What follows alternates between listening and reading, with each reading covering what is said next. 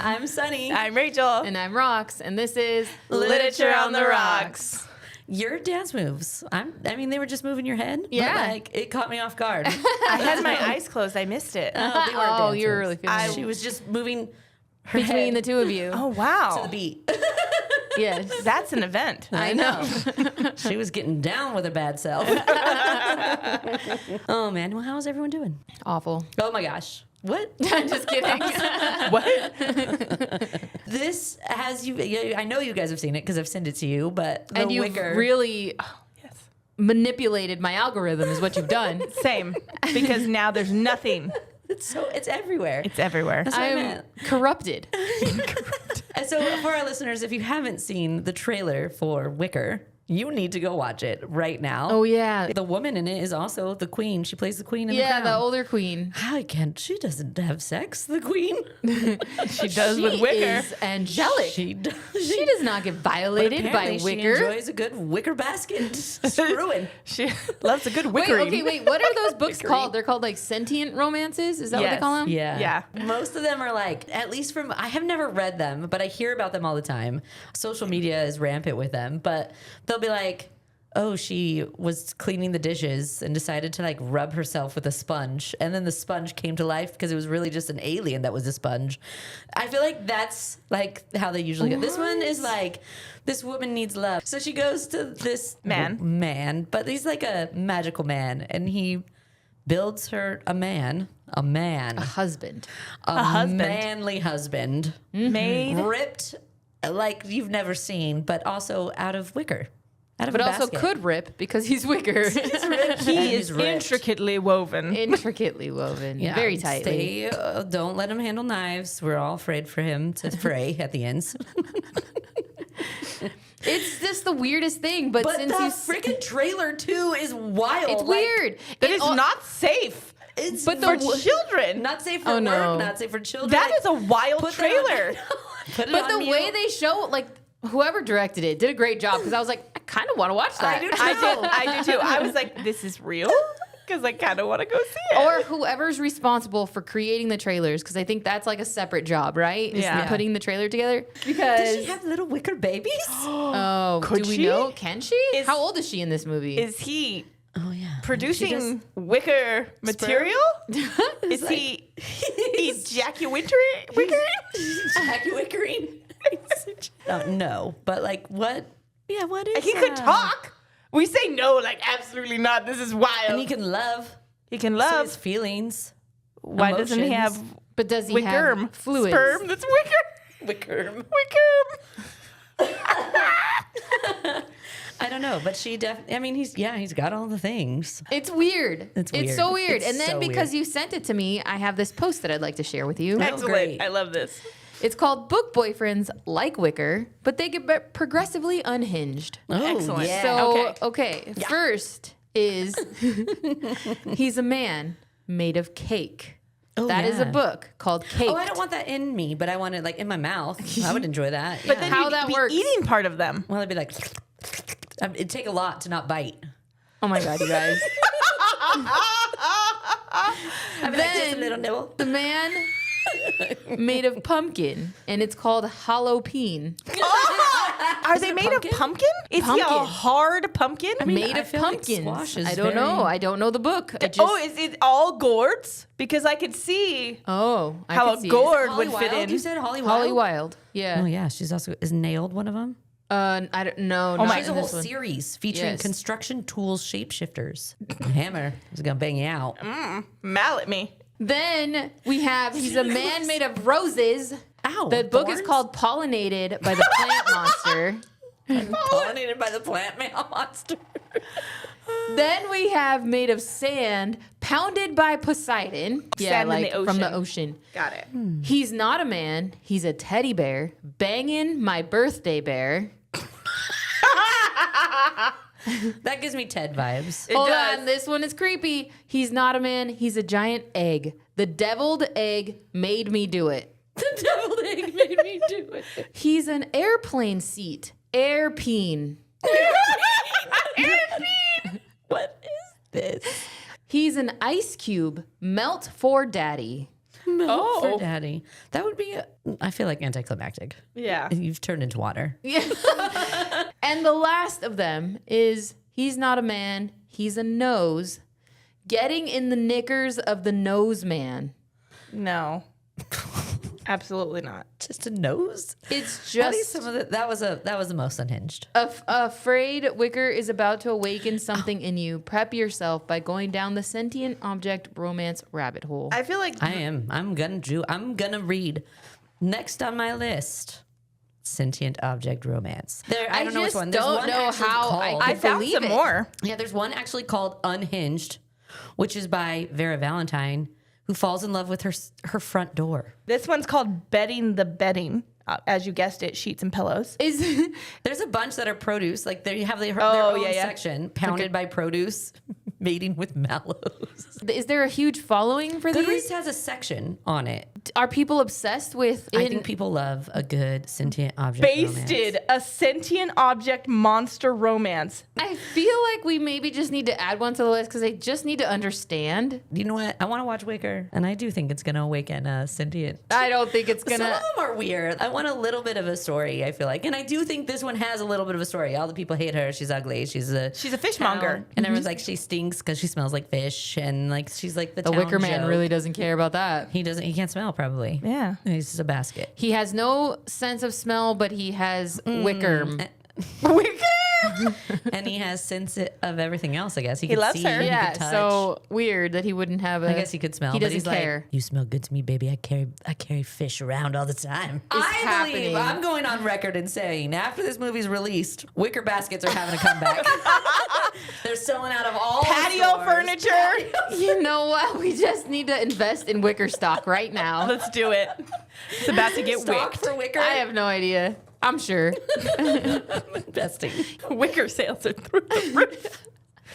We Just don't know spools what and happened. spools go of in- wicker. The gonna go- import tax is going to be skyrocketing on wicker. We need to get in now. Domestic wicker sales. It's gonna be in the history books that there was just a huge influx of wicker. The wicker boom of The wicker 2026. boom. Be prepared for the wicker shortage, because there will be one. Start buying it now. All right. Let's get into this book. So this week we're going to be deep diving Unmaking of June Farrow by Adrienne Young. Okay, so we're calling this cocktail the Farrow Smash. We wanted something, a floral element to represent their garden, their flower farm. garden. We wanted something southern. We wanted something nostalgic. Yeah. What we've got in this cocktail is 2 ounces of Empress gin, which is purple and pretty and cute. 1 ounce of peach nectar, a 1/2 ounce honey, 3/4 ounce lemon juice, and then we put some basil and shook it, and then we top it with ginger beer. We did layer this one, and Rachel did a great job layering. So, Yeah, she did. all right, should we try it? Cheers. Ooh, cheers. I don't know how I feel about it. I'm still on the fence. Not show stopping. Do you know what? It is a familiar taste that I can't quite put You're my right. finger on. It really is. Yeah, this one's not my favorite, and I can't figure out what it is, which is it really is funny, because that's what we were like, maybe you taste it and you're like, oh, this feels like something I remember but can't quite put my finger on, because that's the kind of The deal of the book. All right, hit us with an author bio. Rocks. Yes. So Adrienne Young is an American author who has loved storytelling for as long as she can remember. Before becoming a full-time writer, she worked in marketing and communications for I love her. nonprofit organizations while raising her family and writing whatever she could. Her publishing journey began with a single image that came to her while driving. It was an image of a young female warrior spotting her brother on a battlefield after believing that he was dead. That was the image that she saw in her head. And the idea was so compelling that she pulled over, she jotted the notes on an old envelope, and then wrote the first chapter that same night. And that book was her debut novel, Sky in the Deep, and it was published in 2018. Dang. Wow. Adrienne has also shared that many of her story ideas come to her while she's driving, which is what the first one was. It's when her mind is quiet enough for scenes to unfold naturally. Rather than starting with like a detailed outline, she often begins with a single vivid image and lets the story reveal itself as she writes it, which is kind of cool. I don't know that I could do that. She also intentionally spends less time online, believing that being fully present in the real world and in nature is one of the best ways to fuel her creativity. Yeah, I believe that, actually. Yeah. Yeah. I would definitely be swayed by Wicker. All of your books now have wicker in them. She's like, the door that was going to do things is now sentient. Yeah, right. Today, Adrienne lives in the Blue Ridge Mountains of North Carolina with her husband and 4 children and her pets. When she's not writing, she enjoys hiking, kayaking, gardening, and exploring old places that inspire her stories. She's often shared that she's fascinated by family history, folklore, and the way landscape holds the memories of the people who come before us, which are interests that shine through in many of her novels, including Unmaking of June Farrow. Mm-hmm. So for book summary, June Farrow, a young woman living in a small mountain town where the women in her family have long been haunted by a mysterious curse. As June begins experiencing strange visions and realizes she may be following the same path as her mother, she's forced to confront generations of unanswered questions.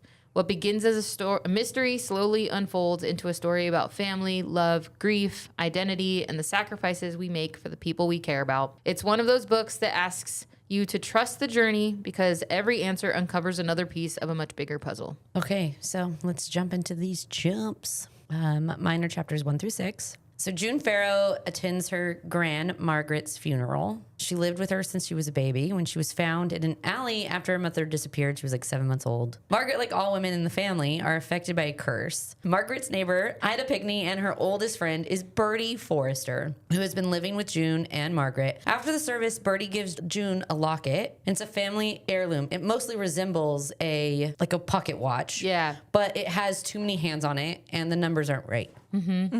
June she hears this like man's voice, and sometimes she sees like shadows of him, but she knows he's not there. And it's like calling her name. Yes. And she knows he's not there. It's just this hallucination, which is the same thing her grandma was suffering from and slowly lost her mind until she died. First at the funeral, and then she hears him again on the porch, and she even sees like smoke. Yes. Yeah. And sees like the end of a cigar or something. Yeah. She thinks about the madness that is coming for her because she's like, it's my time, and her intention to make sure the curse ends with her. So she's not going to have a family. She's not going to have any kids because this is going to be the last of the curse. June works on the family flower farm, which has been in operation for more than 100 years. She thinks about the family curse affecting her mom. When her mom went missing, she was already being affected by this curse. And Gran was also affected, but it affected both of them differently. So she also thinks about her best friend since childhood. His name is Mason, and he's the only one who's like friends with her because apparently the whole town like hates her. They hate everyone. Like they're not allowed in the church. They're just not. They think they're like witches or something. Yeah, like there's obviously something wrong with this whole family line. They all end up going crazy. Yes. And so anyway, except for Mason. Mason accepts her and they become close. So Mason, he runs the flower shop, and she used to run it, but because Gran started getting sick, she took a step back, and Mason stepped in to run this flower shop, and she hasn't let their connection grow because she knows what's coming. Like, I don't want to have a family with you because I don't want this curse to continue. So she won't pursue him. Mm-hmm. At home, she notices blood in the sink when she washes her hand, and then she like has this like, this isn't real moment. She goes into her journal and she files it, like she writes in her journal about this incident, where she's been writing every incident of hallucination or whatever you want to call them into this journal. She finds a letter from Margaret. It's like postmarked 2 days before she actually passed away. And when she opens it, there's a photo inside labeled Nathaniel Rutherford and wife 1911. But June immediately recognizes this woman in the picture with Nathaniel. Nathaniel is the minister who is just as notorious as her mom and her family, Nathaniel Rutherford, who was murdered. And it's like, because it's such a small town, everyone talks about the murder. It was never solved. Anyways, when she opens up this photo and sees Nathaniel Rutherford and wife, she's shocked to see that the wife is her mother, Susanna. So June pulls an unlabeled box in the basement. She like runs in the basement. She's stored a bunch of stuff of her mom's after she disappeared, and she starts pulling stuff. She went through this phase in her life where she just was doing all kinds of research on what could possibly have happened to my mom because she's been missing since the day they found June. She goes through these unlabeled boxes. She compares the photos, and she finds a woman to be identical. It's the same person. June asks Bertie about Nathaniel, but Bertie is short with her. Like, Bertie clearly has a reaction to her asking about Nathaniel, but doesn't say anything. And then so June runs off and does more research with Ida's help, who has helped her do research with her mom in the past. And she finds her mother's name. She's like, what was Nathaniel Rutherford's wife's name?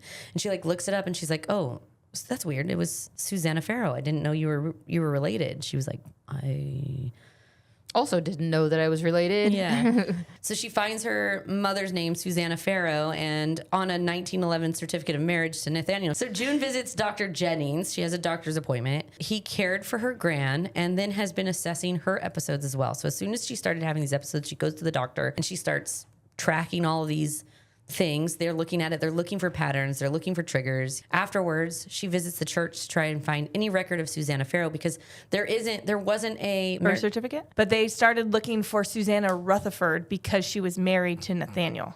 Yeah, but when she talks to Ida, Ida's like, oh, I don't have the birth certificate for this Susanna Farrow. Oh, but it might be at the church But it might because be at that the was church. common in that time. For the people church to weren't keep all the born in records. hospitals. So Yeah. yes, so the church had the So records. check the church. So she goes to the church to find the records, and they're searching for Susanna Farrow, but there are no records. So then the minister tells her Nathaniel's wife died young by suicide after the couple lost a baby. She's shocked to find that the baby was called June and was reported to have died the same day of the year she was found in the alley at the same age. Which is also crazy because the wedding of Susanna and Nathaniel was in like 1911. Yeah. And her time is like 2000 and something, like early 2000s, I think. But then on top of it, she had a baby named June that passed away. Yes. And so now she's like, oh my gosh, how can Nathaniel potentially be my father? There's a lot of coincidences here, and I'm Yeah, not really like- sure how. Could Yeah. she have gone back in time? And so now she's like, oh, I'm really crazy because I'm starting to think this could be true. Yes. And there's it's no clearly way. not. Yeah, Yes. there's no way for this to logically happen. So unable to find an explanation for her mother's appearance in 1911, she reviews the research and her notebook of hallucinations. Mason then arrives and she tells him what's been happening because he pushes his way in. She's got these papers all over the place. And he's Yeah, like like I'm he coming surprised in. her. But Yeah, they what do you also have had going like on? made a deal that she would tell them when she started having these episodes. Yeah. And they've been going on for a while now. It's been And- going on for like a year and she Yes. hasn't told anybody but the doctor. Yep. Yes. And now it's like, it's time to tell because they're coming more frequently too. And then we jump into chapters 7 through 13. The next morning, Bertie arrives home early from a trip to Charlotte. Seeing the research about Susanna, she asks June how many times she's seen the door. Surprised that Bertie knows about the door because she's seen hallucinations about the man and like the smoke. And then every now and then she'll just see a red door appear. She's like, how the fuck do you know about the door? I really am going There's a couple- crazy. that's the patterns that she picks up on is like, oh, I see this red door. I I've see a seen it like man. 2 or 3 times. Yeah. I see a man a couple times. Yeah. So surprised that Bertie knows about the door she's been seeing. June asks for more details. Bertie tells her she has kept a secret for years. She can't say more, only that June must open the door the next time she sees it. Bertie gives June an envelope which contains an address, a pressed flower, and a note reading, "Trust me." So June goes to the address on Hayward Gap Road, which features an old, decrepit farmhouse and field. She has this eerie feeling that she knows the place and experiences something she remembers her gran describing of being in 2 places at once. And as she drives away, she sees a red door and she decides she like pulls over this like old Bronco that was her mom's and like walks through the door. And she walks into another time and turns around, finds the car is gone, but she could still smell like the exhaust in the air, but there's nothing there. Realizing she's no longer in 2023, June begins walking through the fields of the farmhouse, restored to its original state, and a man whose voice she recognizes from her episodes. He asks what she's doing there, and he is surprised they haven't met yet. She's like, who the fuck are you and how do Yeah. you know me? Because the way she says, like, oh, the way he says my name, he knows me. Yeah. He ushers her inside, worried someone has seen her. He leaves, telling her to stay in the house. Which she does see someone before she sees a man. She like sees the woman on the porch or something, and Oh, she yeah. looks terrified. Oh, yeah. So she enters a bedroom that contains women's clothes, and she finds a photograph of the man with his arms around a woman, and the picture is of her. The man she just saw outside has his arms around her, and she's like, "What the Hell. F?" Yeah. June runs from the house. The man who tells her his name is Eamon Stone knows her, though she doesn't know him yet. He finds her quickly, but a police deputy sees them, and Eamon attempts to smooth things over. Eamon tells June they met 5 years ago and are married, but that she's disappeared a year earlier. June is relieved when Eamon takes her to the flower farm and they meet Esther Farrow, which was her great-grandmother. June sees a young girl but can't tell who she is. She's certain she doesn't want to know. And when June asks Esther about Susan, she learns that it's 1951 and Susanna is dead. June stays in the farmhouse after Eamon and the girl leave. And in the morning, June asks Esther what is happening to her. And Esther explains the door that appears to all Farrow women. They all eventually go through it, and time begins to fray when they do.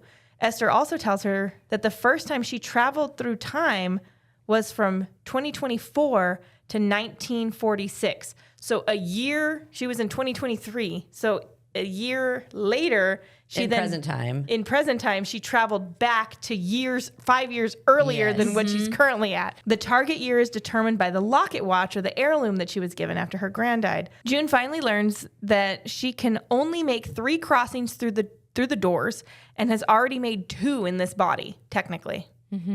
So June's grandmother, Margaret, is alive and comes down the stairs. She's a young woman and embraces June.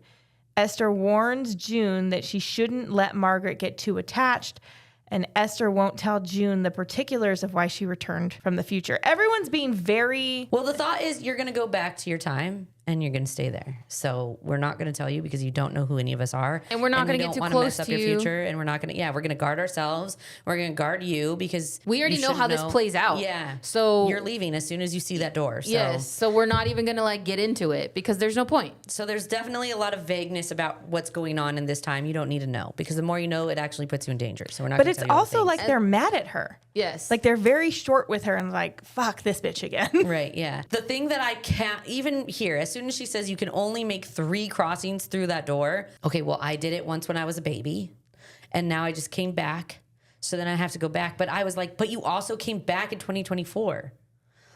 That's 4 crossings. What is happening? I was so confused. How is it possible for you to now leave and then technically you shouldn't be able to go through that door anymore, but you do. You come back in 2024, but you go to 1946. She's clearly going through the freaking door more than 3 times.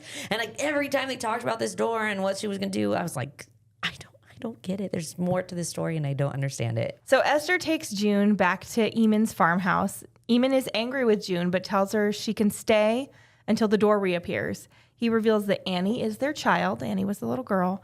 And he leaves the house. June has a memory of swimming with Mason in the Adeline River, which she is sure has never happened. So then in the morning, Eamon works in the fields, and Margaret brings Annie over. Margaret stays to watch the child. She tells June that they are cautious because when she left before, Annie had been home alone. And June cannot believe she would have done that. She feels sick at the thought that it could be true. I wouldn't have walked through the door and left my child alone in the house. What are you talking about? Why would I do such a thing? Something is wrong. Never. Yeah. Now it turns into a little bit of a mystery. Yeah, I left for a reason, and I want to know what that reason was. Yeah, because there's no way I would have ever done that. Yeah. And then we get into my chapters 14 through 20. So June is experiencing a vivid memory of meeting Eamon when his horse, Callie, escaped. And the horse remembers her. Yes, the horse. Was this is weird. If animals can remember that, I must be a little bit of the same person. Yes. And so she has this awkward dinner with Eamon and Annie because she's now living with them and she doesn't really remember them. She doesn't know who they are. And there's all this ambiguity around while she's there. So everything's been really awkward. While lying in her former bedroom, she finds newspaper articles about Nathaniel and Susanna's death and a list of years. It says 1912, 1946, 1950, and 1951.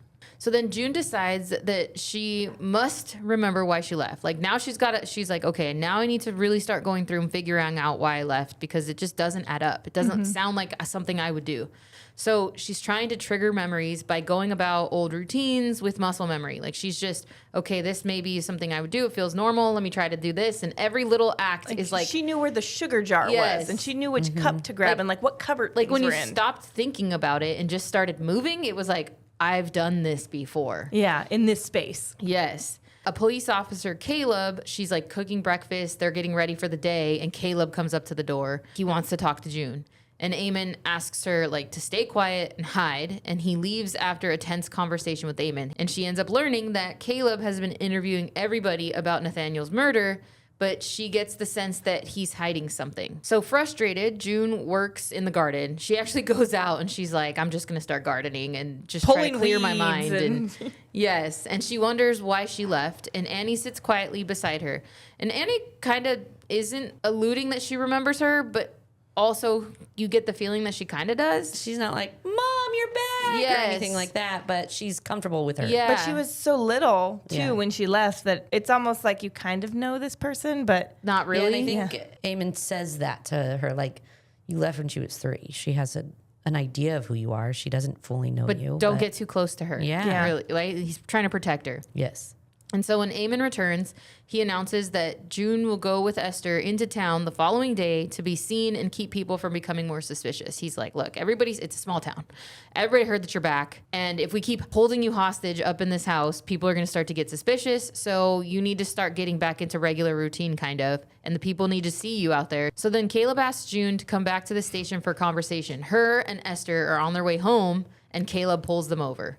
And Esther tells June, the night of Nathaniel's death, you went home and that's all you say. Yeah. And she's like, You were home with your all night. husband and kid all night. And she's like, well, what if they ask me more questions? Like, what do you mean? And she's like, you were just home all night, okay? And so then... And he's like walking up to the door, so that's all you get right now. That's all we can give you. And so June's like, okay. And so he pulls her out of the car and asks her to go with him to the station. And instead of fighting it, she goes, which was an awful idea. And she notices that his last name is Rutherford, and it means that he is related to Nathaniel. So back at the station, Caleb starts questioning June. And he asks her, like, what did you do the night of Nathaniel's death? And she's like, I was home all night. And he's like... So what happened to Eamon? And so he starts asking some detailed questions, and she obviously doesn't know the answer to them because she wasn't there. And when she tells him that they left together, he plays her a recording of her telling him that Eamon left first and then she left after. And she realizes that she changed her story about her and Eamon and Annie leaving the Midsummer Fair together that night. Caleb tells her that Mimi Granger, who isn't usually trusted because of alcohol use, witnessed June running with one shoe covered in blood and insinuates that they suspect Eamon of Nathaniel's murder. At this point, she's like, I don't know those shoes. He like Never pulls seen one him. out. He's like, we found one of the blue shoes. Yes. And she knows you were only wearing one shoe when you came out of there because she thought it was weird. Yes. And then she noticed you had blood on you. She's like, here's a shoe. Do you recognize this shoe? She's like, I don't know that shoe. Never seen that shoe in my life. I don't even like blue. I don't even wear shoes like that. So then Eamon arrives and he's pissed. He's like super pissed at Caleb for pulling her into the station, and he escorts. He comes in there freaking Hot as fuck. Yeah, he's like- irritated. And he takes June home, and he reveals that Caleb is June's brother. So when they arrive back at the which is farmhouse, crazy. Like, that's a crazy thing to realize all of a sudden, I have a brother. So when they get back to the farmhouse, June asks Eamon and Esther for more details. She's like, if they're going to be questioning me and people are going to be they know about me and they know about this story, I need more. I can't keep lying and then screw up the story every time. So they finally tell her that Nathaniel had a darkness in him. He thought Susanna was unnatural and demonic. And though he couldn't resist her, he was like in love with her, but Yeah. he knew he shouldn't He was be because obsessed he with was her. a minister. Obsessed is a better word, I think. Yeah, he was a minister and he's a godly man and he should not be in love with this I demonic can't woman. love a witch. Yes. But I want her so bad. But he could The not dick wants what the dick wants. keep his hands off her. Gross. I hate that. I'm so sorry I said that. And so when Susanna became pregnant with June, Nathaniel asked Esther to poison her so that she'd lose the baby. And Esther I'm going to ask your family member to poison you. can you That's kill smart. this person because we cannot have this child. I would be like, what? How about we kill you, fuckface? Yeah, right? Yeah. Do you know who you're talking to? Like, Yes. I think you are talking to someone you think is on a different side than you actually realize. Yeah. So then Esther convinces Susanna to go through the door. She's like, they're going to kill you and they're going to kill this baby. So we need to figure something out. You need to just go through the door this next time. Esther takes June through it. Susanna didn't have any more times to go through the door. Yes, she had already gone through enough time. So the only way to get rid of June was for Esther to do it. Because now she's like, she's had the baby. Nathaniel knows he's an angry, He's going to kill her. he's going to kill her and take her, run away. Take June so that we can at least save the baby. Then Nathaniel was informed that June died before he and Susanna conceived another baby Caleb. Aben and Esther also tell June that when she'd been back in 1946, Nathaniel seemed to know who she was and had been following her. And Amen had words with him about it. This is why Caleb suspects Amen's involvement in his father's murder. So while June knows Amen isn't telling her the whole truth, they become more at ease around each other. They start to get comfortable. They kind of get back into a routine a little bit. And they're not really hiding the fact that they're not telling her the whole truth. Like, It's clear. We don't want to put you in a position where you are going to get yourself into trouble. Yes. And the whole time I'd be like, God damn it, just tell me. 'Cause Yeah. I'd be pissed. I cannot walk around here not knowing these details, and I'm being questioned at every corner. Yeah, Exactly. question at every corner. Yes. I need to know. But they're also thinking about the little girl, right? About Annie, who is potentially, if you go back, she will not have a mom. Again. And if I get arrested for this murder because of something you say, then she also won't have a dad. And we can't do that to her. So I'm not telling you the whole story because I'm protecting her more than anyone else. Yeah, nobody knows why you left a year ago. So you chose a different life. Yeah. You're going to choose it again. Just leave and let me have my kid. Yeah, exactly. Yes. And June suggests that they go to the fair that evening. She's like, they saw me go into the police officers, like the police station. Thank you. They know I'm back. It's gonna be weird if I don't go with you to this thing. fair. And so let's just go. People will see me. It'll be just like normal. No one will suspect anything. So June realizes memories of her life in 2023 are fading. Like she's now remembering like certain parts, but things that She's there's forgetting. holes in her memories. And she's starting to forget the things that should be fresh because that was her time. And she wonders if she sent herself back through the door with the trust me note.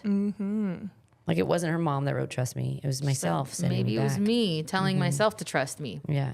Then we jump into chapters 21 through 27. At the fair, June and Eamon dance together, and before he eventually tells her it's too hard and pulls away. Oh, because they he's have, about to kiss her. He's like having the emotions. Like sometimes I feel like you are my wife, even though you aren't. Yes. And even she's like, this is fabulous. Dancing up on Eamon is great. And she starts to feel like the flutters and the butterflies and the attraction. And she's like, I feel done it this too. before. Yeah, and it feels very familiar to me, Yes. his arms. And like, so he walks away from from June. And Caleb confronts her, telling her he knows she's lying and will prove it. He's had some drinks. And he's basically like, I know you're lying. And he even says in this moment, like, I don't think that you're the one who did it because you're too small. You're this fragile little girl. But I think you love someone who potentially could have done a it. woman could never. Yeah, right. And I'm going to prove that Try you're me. lying. So she sees Mimi Granger, who looks terrified at the sight of her again. June decides she needs to know what happened the night of Nathaniel's murder. If others won't tell her, she's going to figure out for herself. And she goes to visit Mimi Granger. And Mimi like cracks on the door and sees her and is like, tries to shut. She's like, no, please just talk to me. Mimi tells her that she was running from the river, carrying the baby, carrying the child, covered in blood, and looking like she was sleepwalking. June knows the woman is telling the truth. And Mimi also, she's like, you don't remember anything, do you? Like I feel like you really don't know. As she leaves, June remembers another intimate moment with Mason. She keeps having these flashes of things that never happened, but she's wondering if these moments with Mason are what happened if she didn't go through the door and what will happen if she goes back to 2023, which is something she's always quietly hoped for. June decides to visit Esther. She asks Esther if she thinks that Susanna really died by suicide. And Esther tells her she's suspicious of the fact that they never found the body. She believes Nathaniel killed her and that Eamon was also capable of murder because she's like, do you think Eamon could have killed Nathaniel? And she's like, I mean, he loves you. And he's definitely capable of it.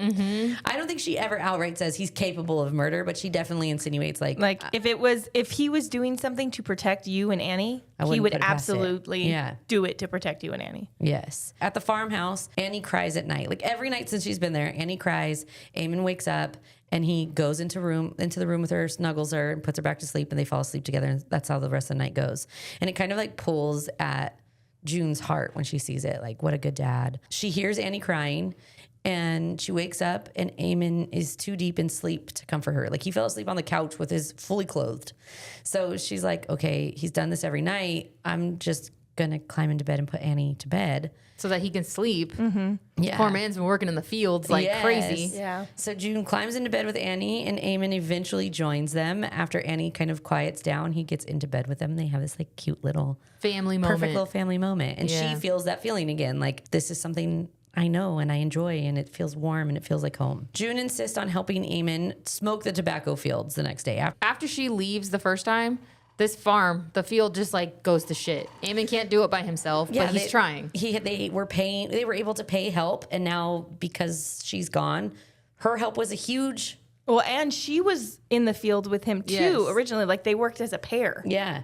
It wasn't just like he was running it. It was her idea. It was her tobacco field, and they made it flourish, and they were able to hire workers. Now we got to fire some workers because we're not producing as much, and so she decides I'm gonna help today. And there's like, what is it, blight?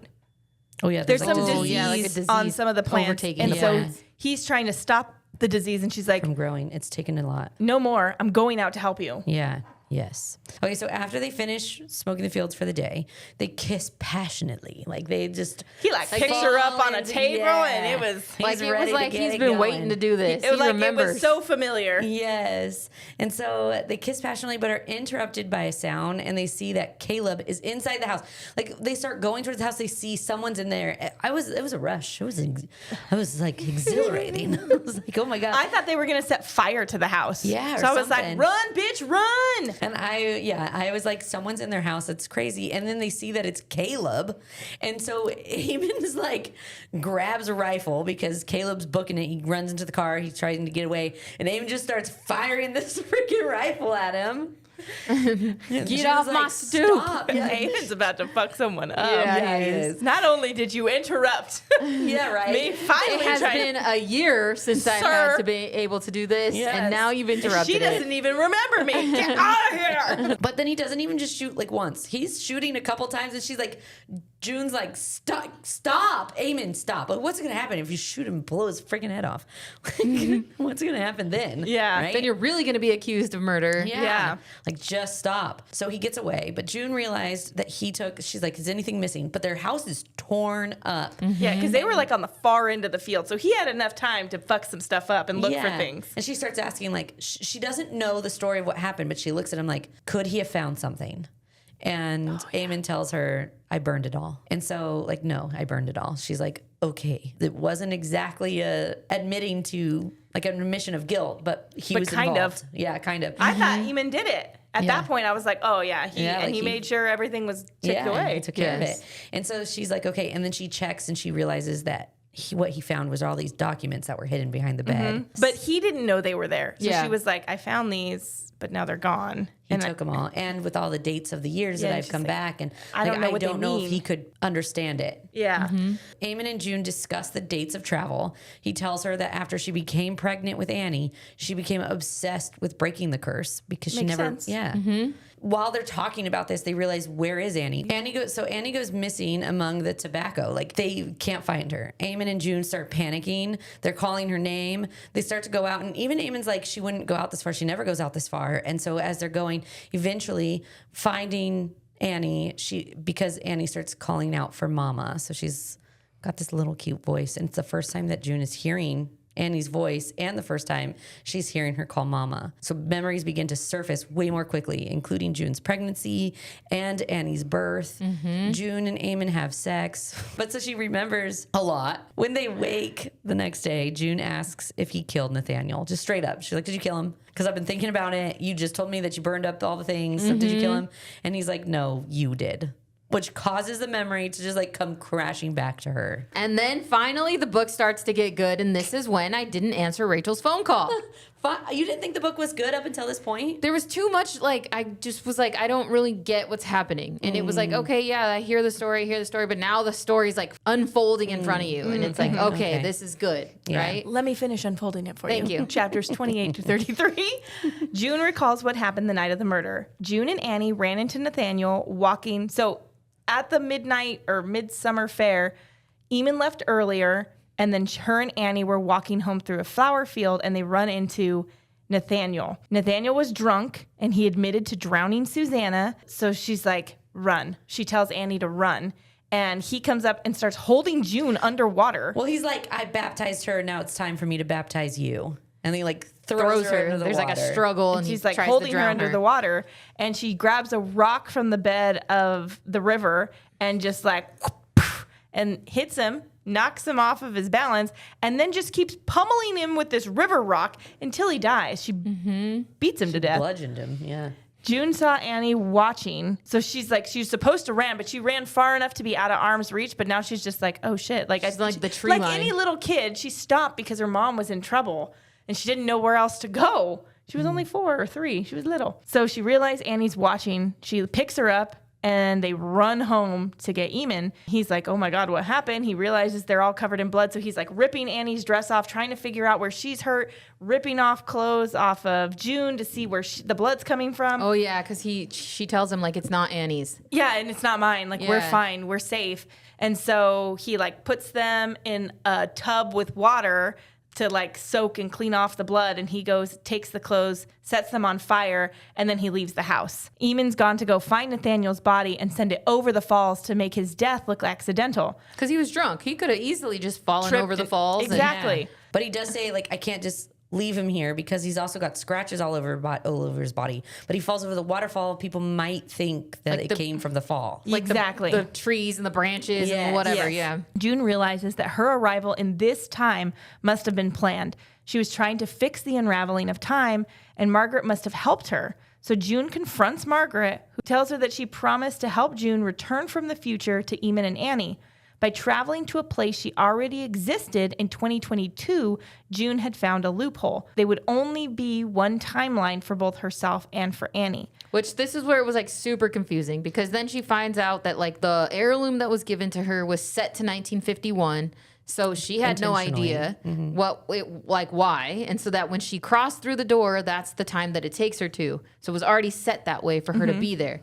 But where I was confused was, okay, so she goes back to a time where she already exists because you're not supposed to do that. You can't. You're only one person. You can't be 2 people at the same time. And so she goes there, but then the future her gets to go back, and that body had only traveled 2 times, which is why they got to go again, right? So how I understood it was she did not walk through the door in 2023.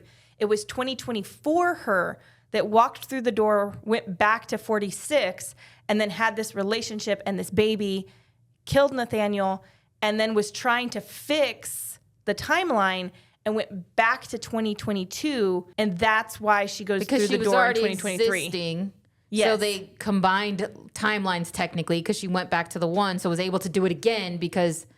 So she disappeared. She basically killed herself in order for that this makes next sense. person, that's still her, to come back in the future and fold over that timeline. So like reclosing. To do it again. To do it again. And now that's why So she it's has like memories folding it of both of twice. them for a while. Yes. And so that makes sense. All right. See, I was confused. I was like, I don't understand what going back to this timeline to the same place did to kill the timeline. It was like cutting it, and then the second time was like burning the ends so it can't fray anymore. Okay. Yeah.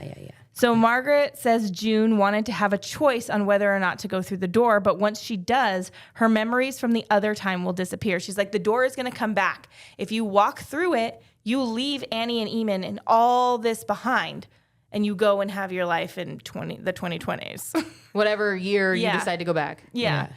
And she's like, or you stay here, and that life now disappears. Yeah, there is no 2 timelines anymore. No. Right. So June thinks about how Bertie knew the secret as well and asks who Bertie is. Margaret looks at Annie, and June remembers calling Annie Bird. Calling her Annie Bird. Yeah. Right when police cars start to arrive at the house. You're like, what? Yeah, like she now realizes that her daughter knew who she was all along. I know. And got to live like 2 lives. Versions of her. Yeah.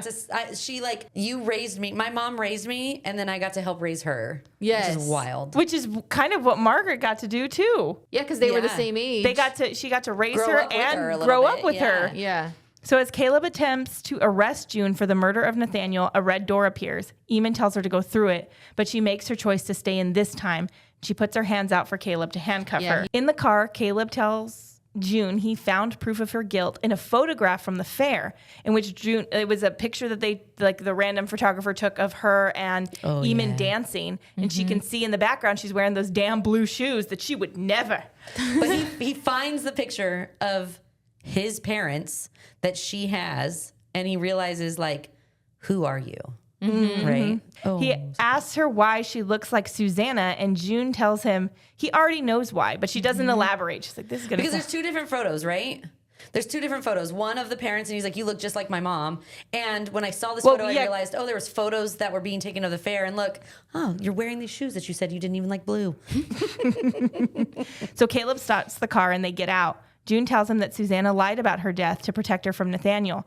She tells him that Nathaniel confessed to killing their mother and where to find her grave, and that he tried to drown her. She was like, and he was trying to kill me. He takes the handcuff key, throws it on the ground, and then drives away. Like, he's going to go find her the key his mom's grave. Because he's like, I need to just corroborate your story. Yeah. It almost felt like a little boy trying to find his mom. It didn't feel like, I'm going to go check on this story. It was like, Mommy, I'm coming for you. It was like all of a sudden my sister is here telling me a story about our mom. Yeah, and I need to go properly make sure. Because she bury even her. tells him, like, you know the type of man Nathaniel was. Yeah. Like, you know that he was a bad person. Yes. So connect the dots, dude. Yeah.